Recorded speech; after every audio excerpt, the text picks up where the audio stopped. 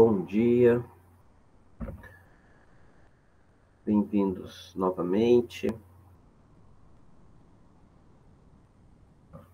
ao nosso link.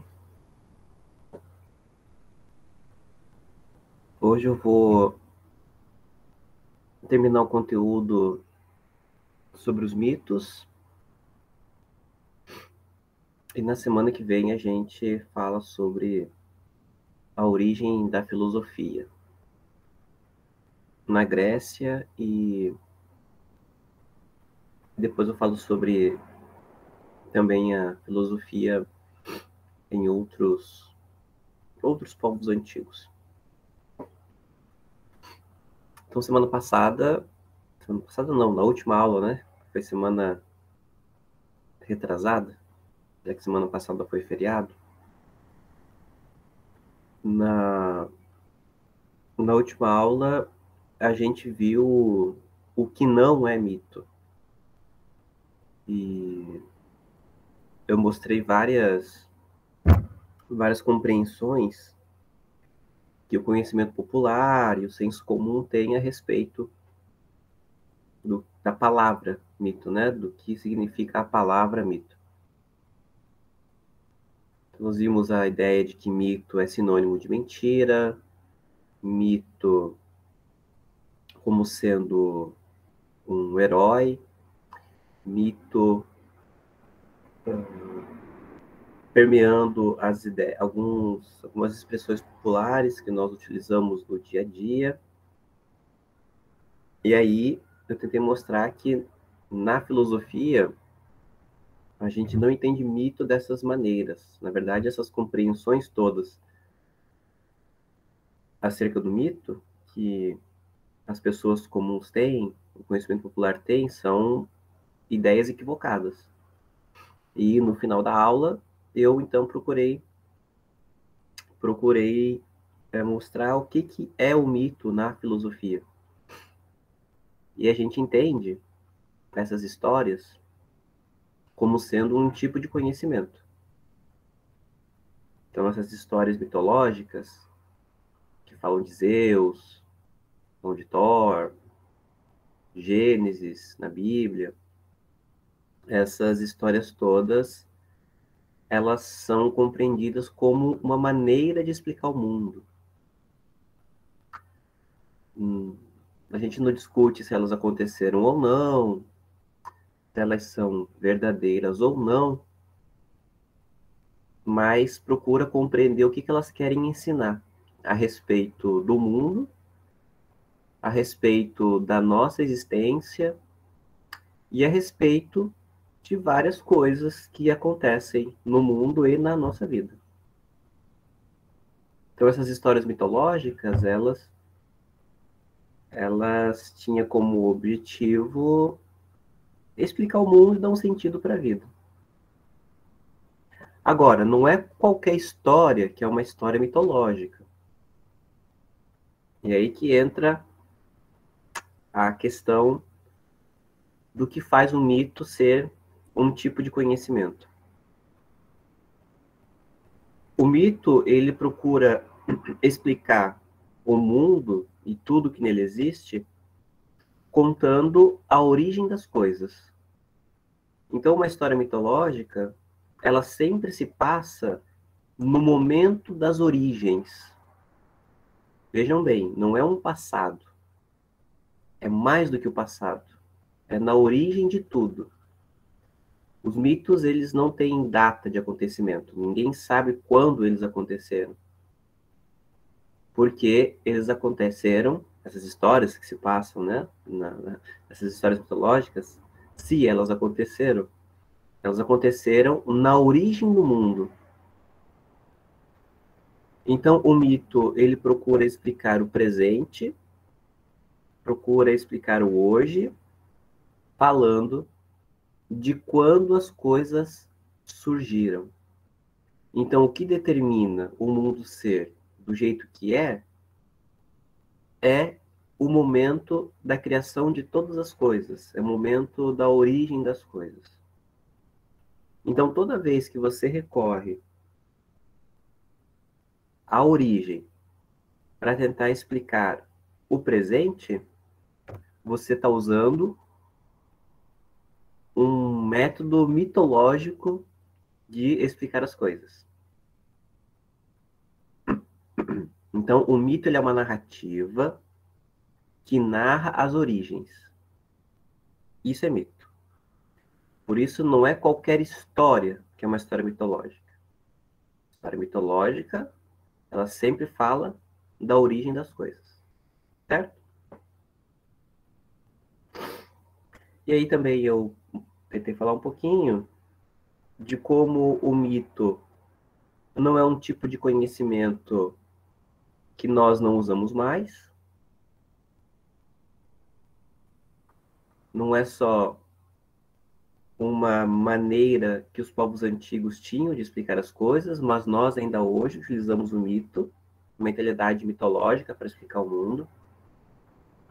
É certo que a gente não acredita nas histórias de Zeus, a gente não acredita nas histórias de Thor, apesar de achar muito divertido essas histórias.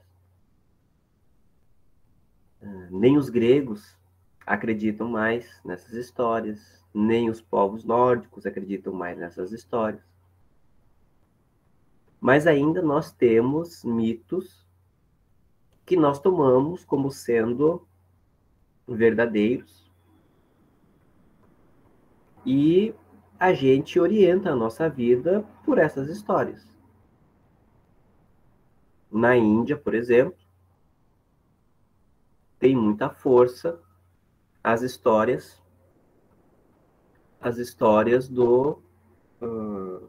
dos mitos hindus. Shiva, Ganesha e mais aquele panteão de deuses que eles têm lá. João Gabriel pergunta se os vikings foram reais. Sim, os vikings foram reais. Os vikings foram povos que habitavam o norte da Europa. Os vikings, sim, os vikings foram povos reais. Talvez as histórias que contam sobre eles não sejam. Mas o povo viking era um povo real, sim.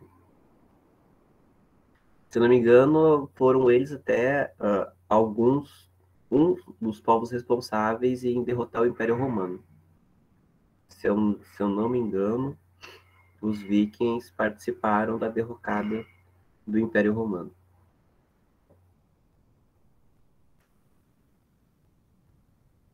Eles dominavam a navegação, eles eram excelentes navegadores.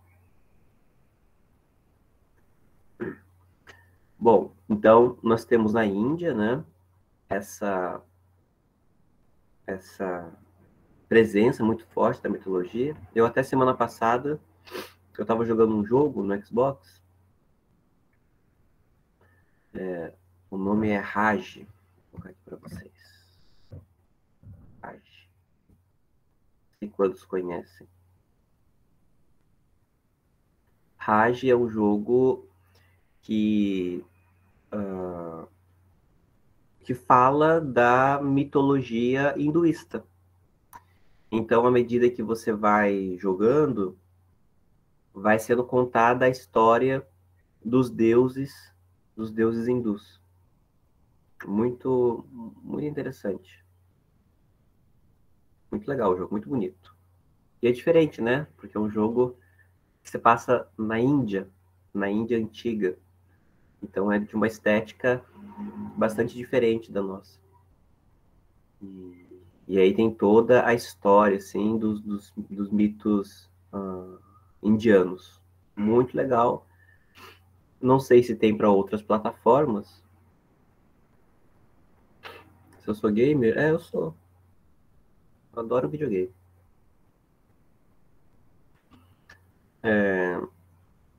Então eu não sei se esse jogo tem para outros consoles.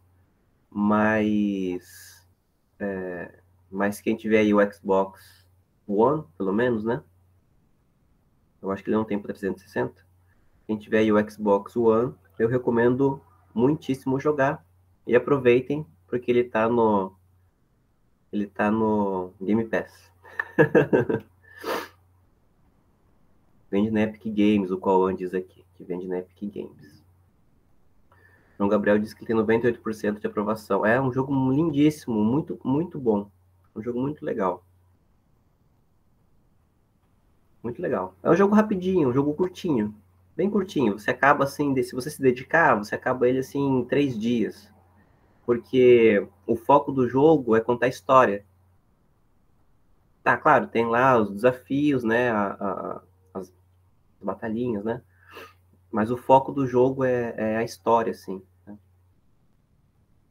Então, se dedicar em 3 dias, eu acabei em 2 dias. Acabei em 2 dias. É muito legal.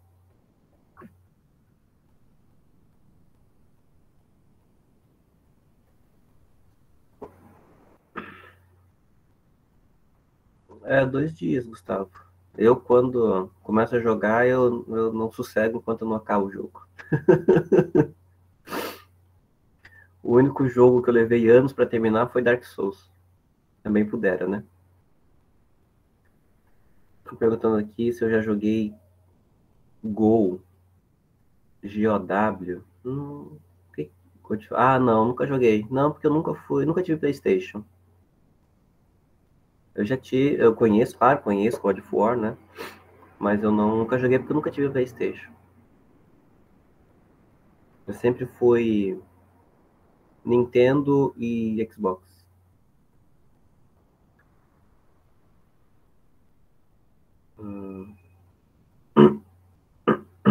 A pessoa comentando aqui de Dark Souls é insano. Eu acho que tô jogando Dark Souls há mais de um ano também já. Porque assim, né, eu jogo, aí me irrito muito, aí fico uns 3 meses sem jogar. Aí eu volto. Aí eu jogo uma semana, duas, aí me irrito, aí eu fico mais 3 meses sem jogar. Pra quem não conhece, né, Dark Souls é um dos jogos mais difíceis que existem. Tipo assim, você morre toda hora. Você não avança no maldito jogo. Sem contar que você não sabe pra onde vai. Você morre, morre, morre, e aí descobre que tá indo pro lado errado. Aí você descobre o lado certo pra ir, você continua morrendo do mesmo jeito. É uma desgraceira, Dark Souls. É uma desgraceira. Enfim, é um dos jogos mais difíceis que existem. Aí eu jogo aos pouquinhos. Agora eu passei da metade do Dark Souls 2. Passei da metade. Eu acho que passei da metade. Enfim. Voltando, voltando pro mito. Então, né, tem os povos indianos, que ainda alimentam os mitos.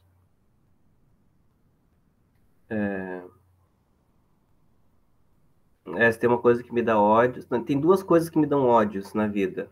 É procurar coisas, eu odeio procurar, e Dark Souls. Dark Souls me irrita profundamente. São duas coisas que me irritam, procurar coisas e jogar Dark Souls. Mas eu amo Dark Souls, sou apaixonado por Dark Souls. É lindo, é maneiro, a história é massa, sou apaixonado, por isso que eu continuo jogando. Ah,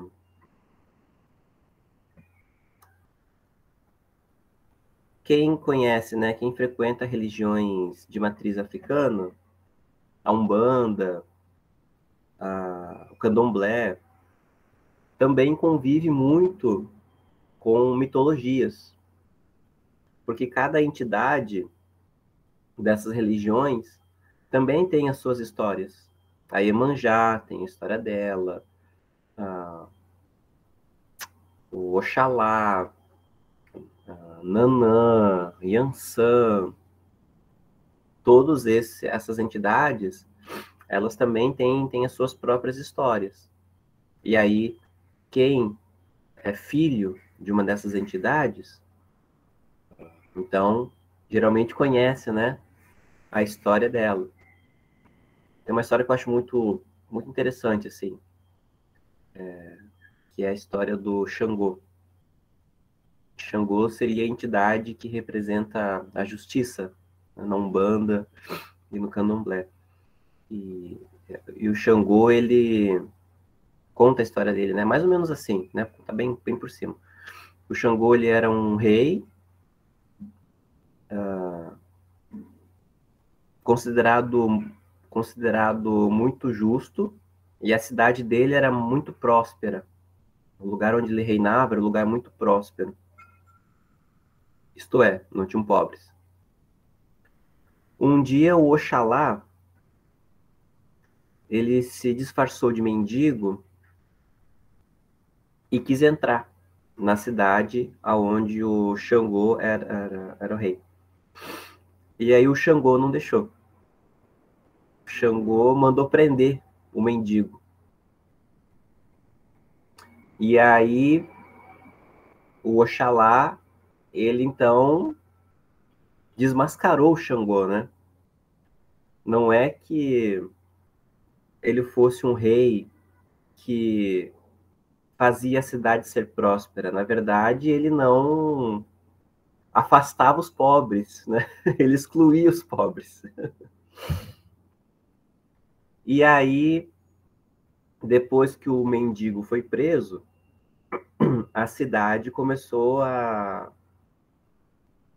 sofrer várias coisas ruins e começou a perder a prosperidade. E aí o Xangô começa a investigar o que estava acontecendo, começa a perguntar o que estava acontecendo. E aí, na cadeia, o Oxalá se revela. Ele fala, olha só, Xangô, o mendigo que você prendeu sou eu, o Oxalá. Oxalá é a entidade que representa a sabedoria, né? Alguma coisa assim. Quem for aí da religião de matriz africana, me corrija se eu estiver muito errado. Porque errado, certamente eu estou em algum ponto. Mas me corrija se tiver alguém aí que conhece melhor do que eu. E aí o Xangô se revela, não, o Oxalá se revela e fala assim, ó, Xangô, você me prendeu, cara. E aí eu te desmascarei. Você não é justo coisa nenhuma. Você, né, na verdade, você excluía as pessoas. E enquanto você, de fato, não virar um rei justo, a cidade vai continuar sendo vai continuar sofrendo, né? Essa miséria toda que ela vem sofrendo. Aí o Xangô se arrepende, né? E de fato ele se torna uma pessoa justa, coisa e tal. E enfim, ali é o Xangô, né? Então o Xangô, ele é uma entidade que ele carrega uma machadinha que corta dos dois lados. Geralmente o machado tem um lado só que corta, né? O machado do Xangô, ele corta dos dois lados, porque a justiça, ela não olha a pessoa, né? Então a justiça, ela corta para todos os lados. E aí se diz, né, nessas religiões que você deve pensar muito bem antes de pedir justiça para Xangô, porque você pode ser alvo da justiça dele também, já que o machado dele corta para os dois lados. Então, ao invés de você pedir justiça, é melhor você pedir piedade para Xangô. É melhor pedir piedade do que pedir justiça. Porque quando o machado do Xangô corta, ele corta para valer. Engraçado, né? Porque no Ocidente, a, a divindade que representa a justiça ela é uma deusa que segura uma balança. Já viram? Né? Aí a balança. A ideia é que a justiça ela não pesa a balança para nenhum dos lados. Né? É a mesma ideia do machado do Xangô. O machado do Xangô ele não corta para um lado só, ele corta para os dois lados. Igual a balança da justiça. A balança da justiça ela não pesa para um lado só, favorecendo uma pessoa, né? Isso, Giovana, né? A Giovana comenta aqui que ela possui os olhos vendados. É isso mesmo, para não favorecer ninguém, né? É a mesma ideia do é a mesma ideia machado do Xangô. Ele não... Ele corta para todos os lados, não favorece ninguém. João Gabriel pergunta se eu acredito em signos. Não, não acredito em signo, não. Acredito.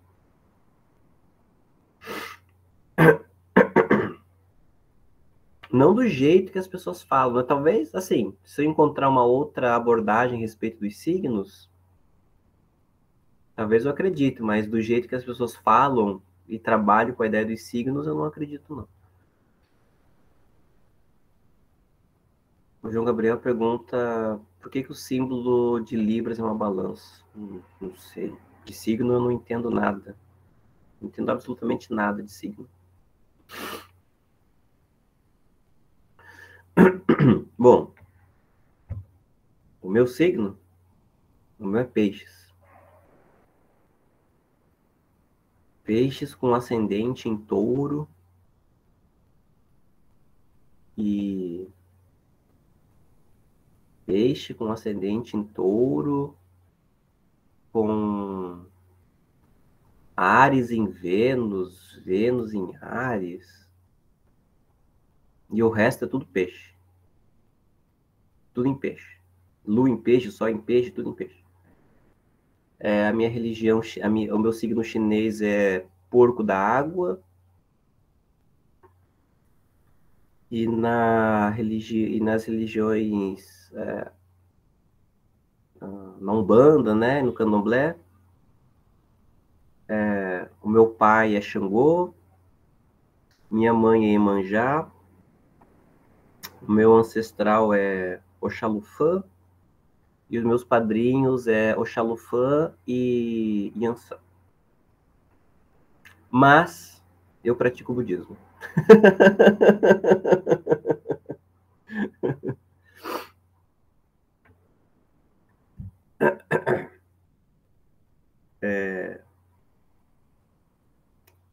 Enfim. E aí, claro, né? Nós aqui no Brasil, nós também temos um mito que é muito forte na nossa cultura, que é as histórias bíblicas, as histórias de Gênesis, que não é forte só aqui no Brasil, mas é forte, claro, em todas as sociedades onde o cristianismo é bastante presente. E as pessoas confessam a fé cristã, né? Então, aqui no Brasil, as pessoas usam muito, pegam muito, usam muito as histórias que tem lá em Gênesis para tentar justificar muitos valores, muitas visões de vida, né? Vejam bem, eu não disse que toda a Bíblia é mitologia, que não é.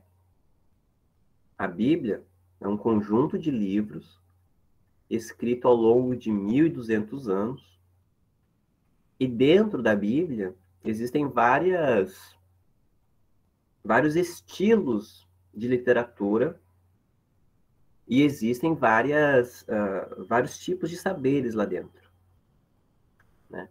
Então, por exemplo, você tem os salmos. Os salmos são músicas. Você tem lá os livros poéticos, né? Cânticos de Salomão, poesia. Os provérbios, são provérbios.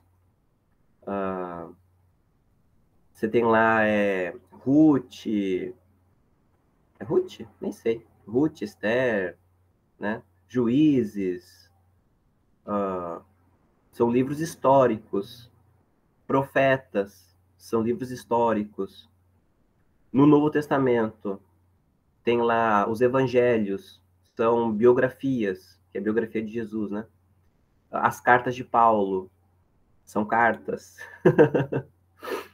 Então, dentro da Bíblia, existem vários estilos literários.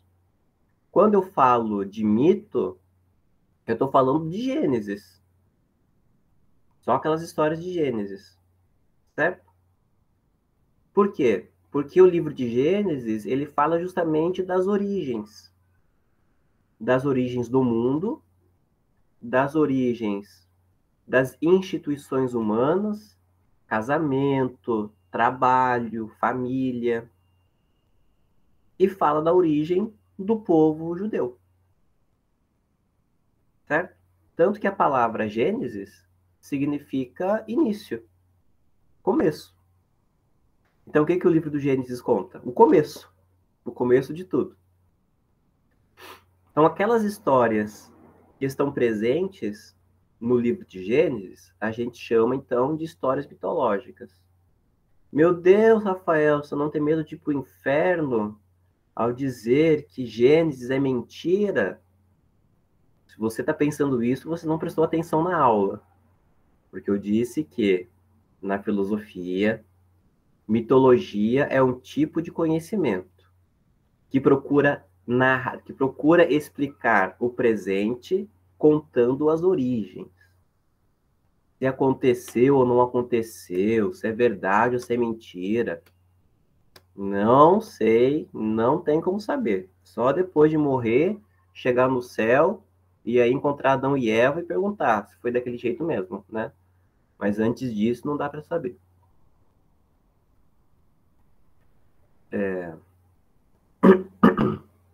Então, quando eu chamo de mito, eu estou dizendo que aquelas histórias, elas procuram explicar o mundo, explicar o porquê que as coisas existem. E aí, as histórias mitológicas, elas têm 3 funções básicas, tanto para nós hoje, como para os povos da época. Tem função explicativa, tem uma função educativa e tem uma função religiosa. Todas as histórias mitológicas têm essas funções. Explicativa, que é contar a origem, por que é que as coisas existem. Educativa, que é ensinar valores. E religiosa, que é fazer a ligação dos seres humanos com os seres divinos. Certo? Então eu vou explicar essas 3 funções. Vamos pegar Gênesis, por exemplo. Né? Vou usar Gênesis aqui porque são histórias que a maioria de nós conhece. Então lá, Gênesis fala que no começo não tinha nada e aí Deus resolveu criar o mundo.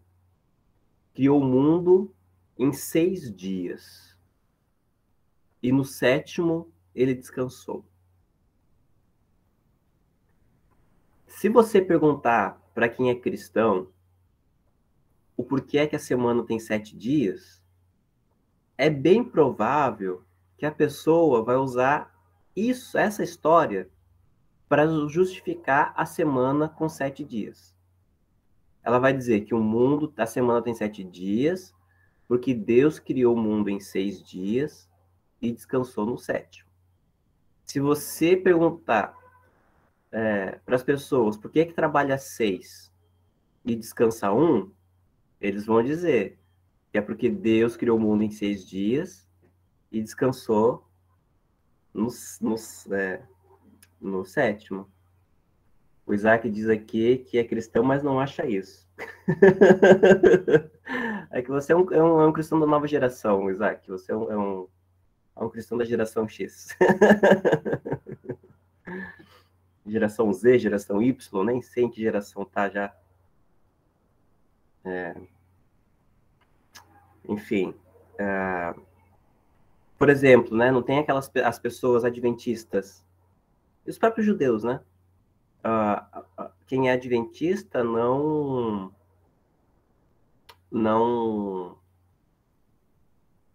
faz nenhuma atividade na sexta, de sexta para sábado, né? Da sexta noite até sábado à noite não faz nada. Aí se você perguntar por que a pessoa adventista, por que ela não faz nada nesse dia, ela vai dizer, olha, porque o mandamento de Deus diz que tem que guardar o sábado, né? Porque Deus descansou no sábado. Isso é interessante, né? Nós descansamos no domingo, mas Deus descansou no sábado, na verdade. Não foi no domingo, foi no sábado. Isso é justificado numa história. Numa história. Aí Tá. Aí Deus criou tudo e no final ele criou o homem e a mulher. Então, e ele fez o homem e a mulher, imagem e semelhança dele. Então, nós justificamos a nossa diferença em relação ao restante da natureza, porque vejam, percebam que a gente não se entende como natureza. Já perceberam isso? Que a gente não se entende como natureza? Tem a natureza, tem Deus e tem nós humanos. Como se nós humanos também não fôssemos natureza. A gente é uma coisa diferente. Como se a gente não fosse bicho também. A gente é bicho, a gente é animal. Só que a gente não se entende assim. E aí, por que é que a gente não se entende assim? Que um cristão vai dizer, a gente não é natureza porque nós somos criados à imagem e semelhança de Deus, lá, lá, lá, lá, lá. Na história de Adão e Eva, tem a parte lá de que primeiro Deus criou Adão, aí Deus achou que Adão estava muito sozinho, fez ele dormir, e da costela do Adão ele tirou a Eva. Ele criou a Eva a partir da escolha de Adão. Ele criou a Eva a partir da costela de Adão. Algumas pessoas justificam a obediência da mulher em relação ao homem, a submissão da mulher em relação ao homem, ao fato de primeiro ter vindo o homem e Deus ter retirado a mulher, então, de uma parte do homem. Então, existem muitas pessoas, ainda muitas pessoas, que justificam essa ideia de que a mulher deve obediência ao homem porque o homem veio primeiro. E utilizam essa interpretação, né? Fazem essa interpretação da história de Adão e Eva. Eu também não concordo, Giovana. Giovana disse que não concorda. Eu também não concordo, mas a gente sabe, né, que tem muitas pessoas que fazem essa interpretação dessa história, né?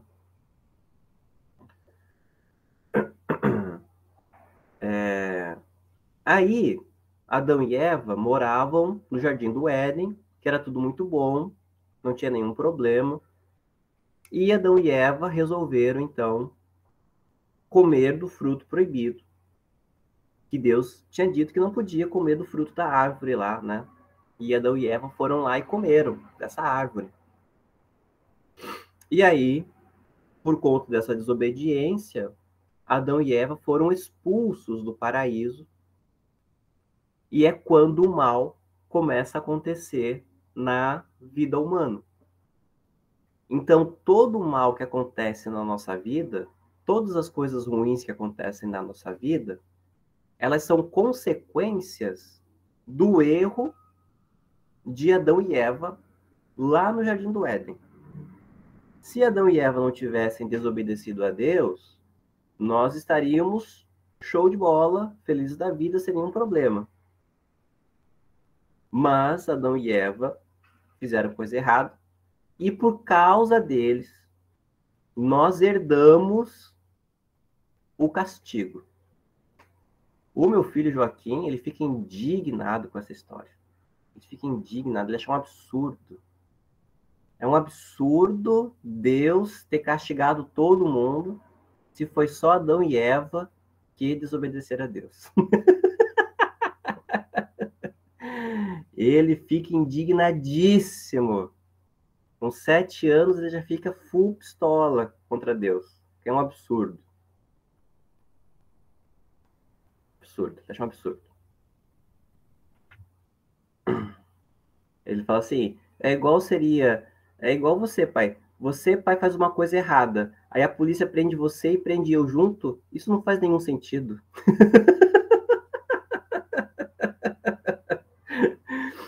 Fala, Joaquim, mas a história é essa. Eu vou fazer o quê se a história é essa? Não posso fazer nada, né? É bem isso. Você, pai, faz coisa errada e a polícia, em vez de levar só você, a polícia leva eu junto, se eu não tenho nada a ver com a história, só porque eu sou teu filho? Isso é um absurdo. Falou, é. Depois você briga com Deus. Enfim.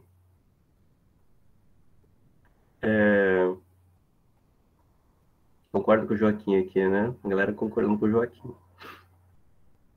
E aí, enfim, então o mal existe por conta disso. E aí, como castigo para o homem, foi o trabalho. O homem começou a trabalhar. E o castigo para a mulher foi sentir as dores de parto.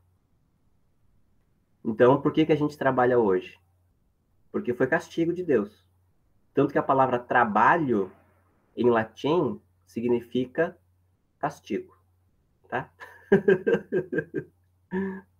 E a mulher sente dor quando vai dar à luz, porque foi castigo também de Deus para a mulher.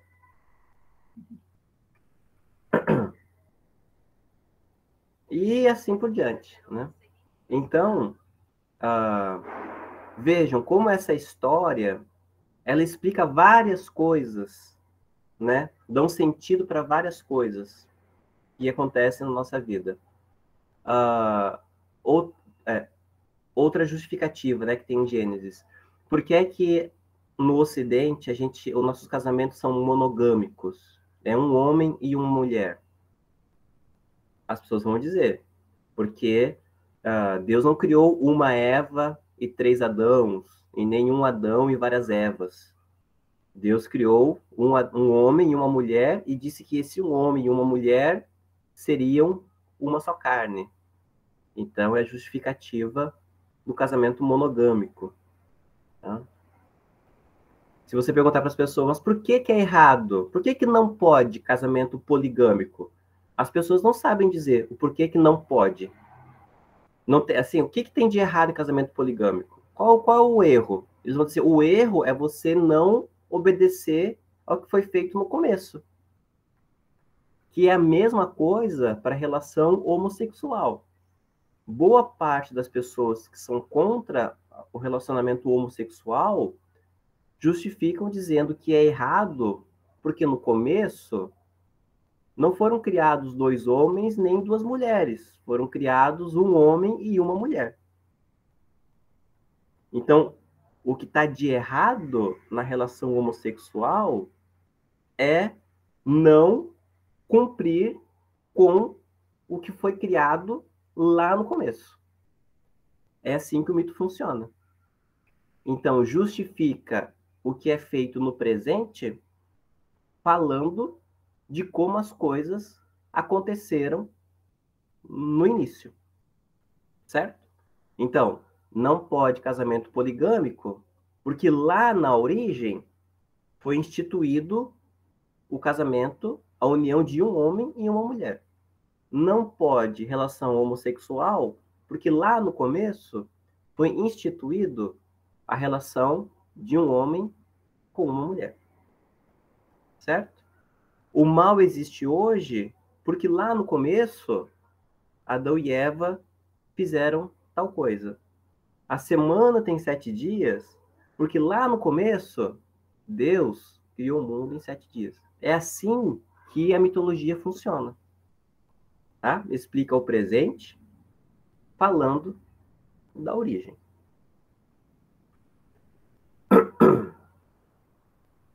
A mulher tem que ser obediente ao homem, porque lá no começo, né, a mulher saiu da costela de Adão.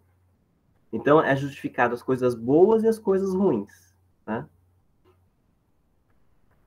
Então, essa é a função explicativa. Tem a função educativa que eu disse, né?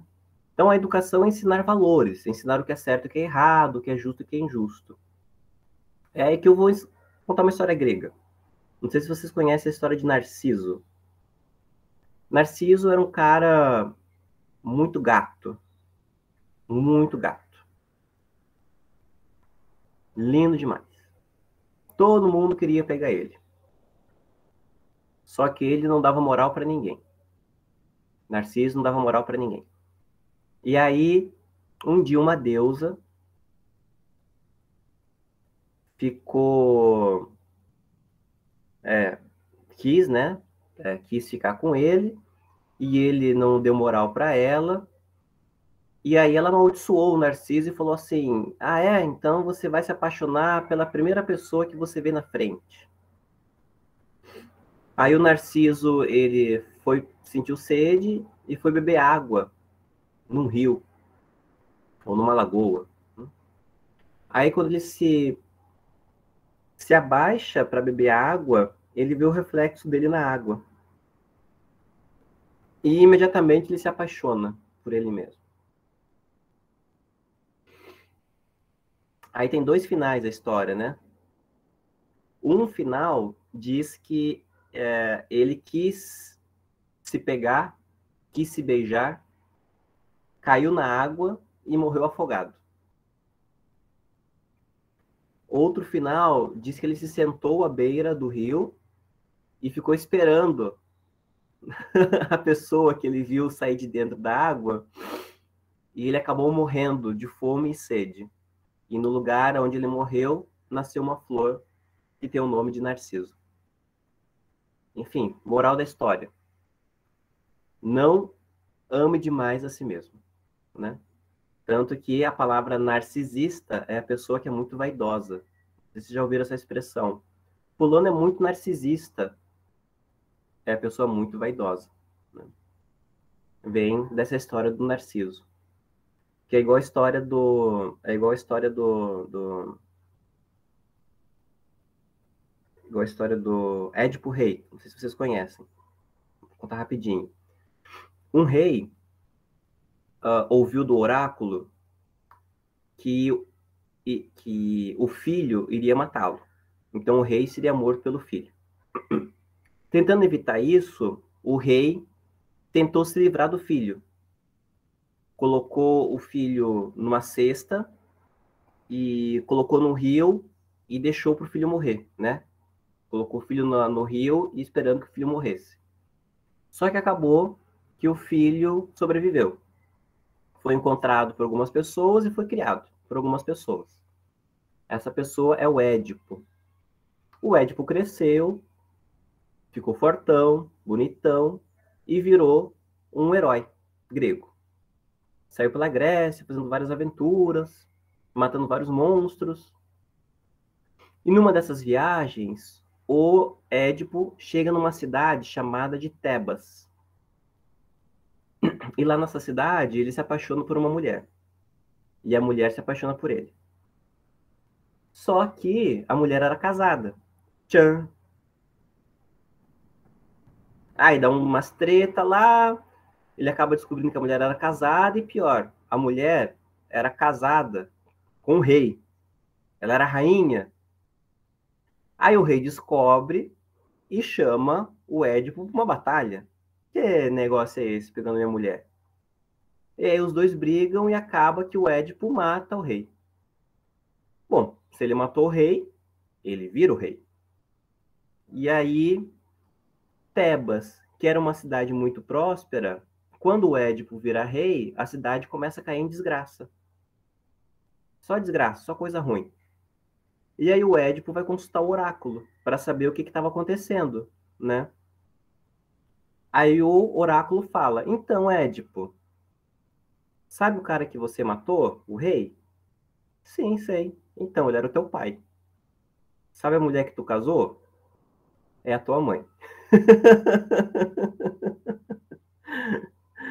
Aí, quando o Édipo sabe disso, ele fura os dois olhos e a mãe dele, quando soube da história, comete suicídio. Fim da história. Moral da história: não case com a mãe. Essa é a moral da história. Não case com a sua mãe. Não pode. As histórias gregas não são bonitas, tá, gente? Nenhuma tem final feliz. Nenhuma história grega tem final feliz. Todas elas têm histórias, têm finais horríveis. Essa é a moral do incesto. O incesto não pode. São duas lições, né? Não pode casar com a mãe e ninguém foge do seu destino. Porque o rei quis evitar a morte pelo filho, mas não teve como. O destino se cumpre. O destino sempre se cumpre. Ninguém foge do destino. Então, todas as histórias, elas têm função educativa, elas querem ensinar alguma coisa. E aí, rapidinho, né, que já passou da hora, eu encerro falando da função religiosa.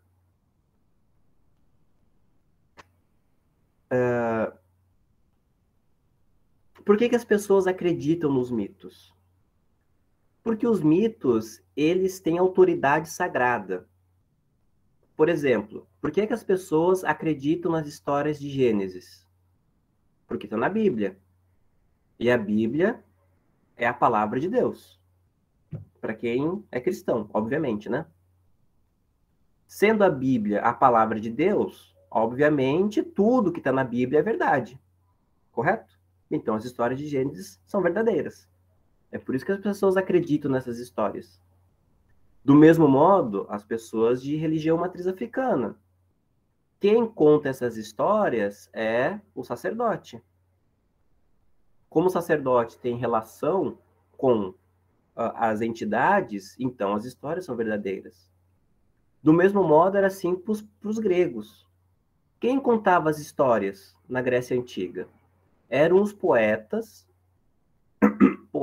que, antes de contar as histórias, eles passavam por um ritual religioso. Então, o poeta ali tomava um banho, né? Primeiro ele tomava um banho que representava o esquecimento. Ele se livrava dos pensamentos humanos.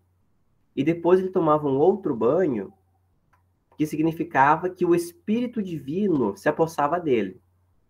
E aí ele contava a história. Então, quem contava a história, no final das contas, não era o poeta. Quem contava a história era o Espírito Divino que tinha se apossado do poeta. Certo? Então, os mitos têm essa força de verdade por conta da fé. É a crença. O mito é verdadeiro para quem acredita nele. Então, as histórias de Gênesis são verdadeiras para quem acredita que a Bíblia é a palavra de Deus. As histórias gregas eram verdadeiras porque quem contava as histórias era uma pessoa que recebia o Espírito Divino. Para os indígenas, as histórias mitológicas são verdadeiras porque quem conta as histórias é o pajé. E assim por diante. Então, a autoridade do mito é uma autoridade religiosa. Certo? Então, o mito, ele ganha peso de verdade à medida que as pessoas creem, têm fé nessas histórias. Se a pessoa não tem fé, não acredita, essa história, obviamente, não é verdadeira. Tá? Isso não significa dizer que a história não pode ensinar nada pra gente. Ela ensina várias coisas, mas não tem o peso de verdade, não tem autoridade de verdade. Tá? Então, sei lá, se você não acredita nas histórias gregas, acha verdadeira, mas vale a pena conhecer porque elas ensinam muitas coisas legais. Assim como as histórias de matriz africana, as hinduístas e tantas outras que existem. Ok? Então, encerrada essa parte do mito, eu vou liberar para vocês ainda hoje o primeiro fórum, né, do módulo 3.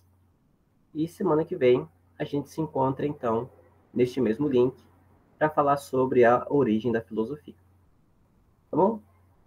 Fiquem bem, se cuidem e até a próxima.